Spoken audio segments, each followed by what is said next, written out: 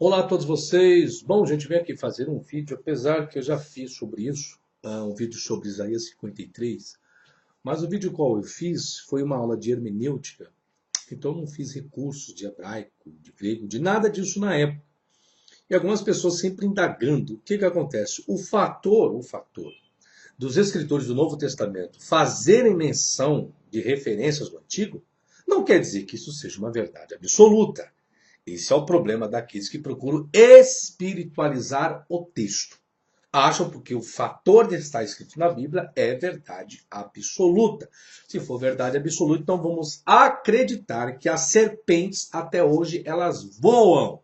Por quê? Porque a maldição foi dada para uma serpente rastejar. Logo, então, as mesmas classificações dessa alimária, então, deveriam voar. Vamos acreditar, então, que é possível que mulas e etc. podem dialogar. Só casos excepcionais. Isso é um Deus totalmente contraditório, né? O que podia lá, hoje já não pode mais. O que existia naquela época, hoje também não existe mais. Bom, o servo sofredor de Isaías 53 é Jesus. Eu nem precisaria estar fazendo esse vídeo, porque aqueles que detêm o conhecimento do Antigo Testamento, ainda mais os judeus, né, isso é único entre os verdadeiros, né, os conhecedores verdadeiros, vão dizer que não tem nada a ver com o tal de Yeshua, Jesus Salvador, que seja do Novo Testamento. A profecia não é aplicada para esse personagem. Bom, eu fiz o esboço aqui, versículo por versículo, desse Isaías 53. Vou passar aqui, quem quiser depois adquirir esse esboço lá no meu site, tá certo? Para mim não delongar aqui esse vídeo. Mas vamos ao versículo que as pessoas muito utilizam, que é o versículo 4.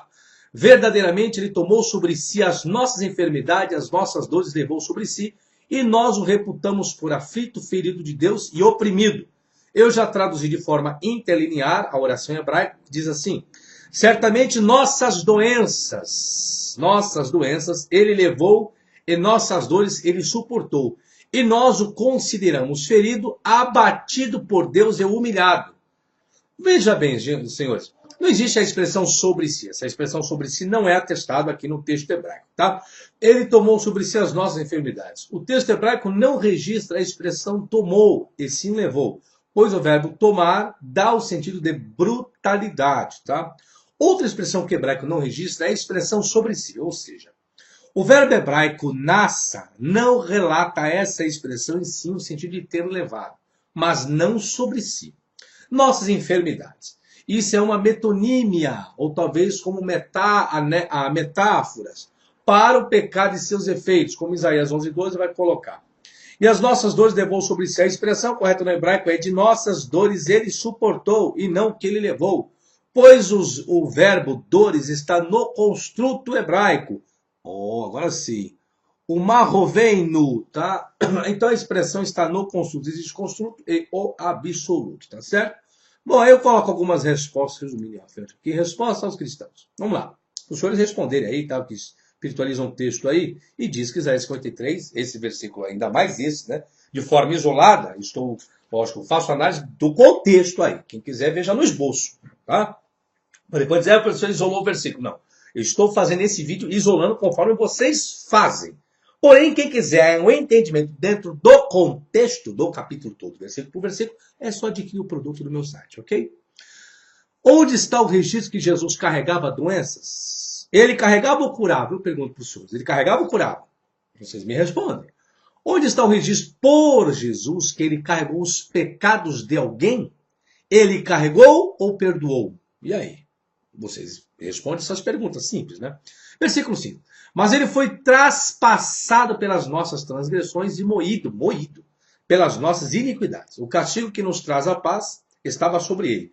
E pelas suas pisaduras fomos sarados. Está aqui de forma interlinear que diz assim, ó. E ele foi ferido pelos nossos crimes e esmagado pelas nossas ofensas. O castigo da nossa paz estava nele. E na ferida dele nos curou. Esse é o sentido interlinear, tá? Com algumas análises dos vocábulos. A expressão foi traspassado. Para dizer que ele foi furado, que alguns entendem traspassado no sentido de furar, né? É o que algumas pessoas entendem, é o que é uma versão em português relata, traspassado, outras traz ferido, tá? Vamos lá.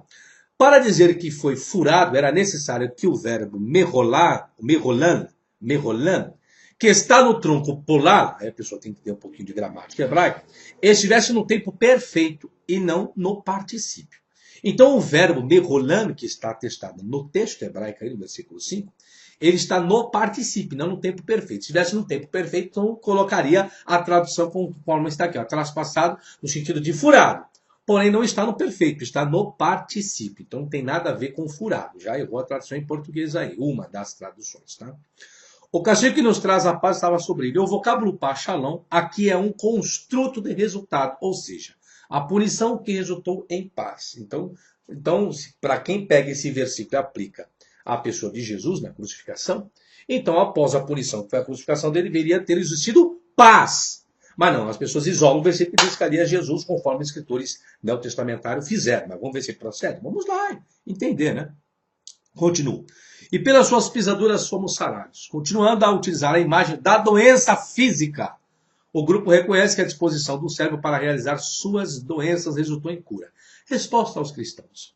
Com a paz que existiu na crucificação de Jesus, se o que houve foi perseguição e morte, que paz que existiu? Que nenhuma paz existiu. Ai, professor, é a paz espiritual.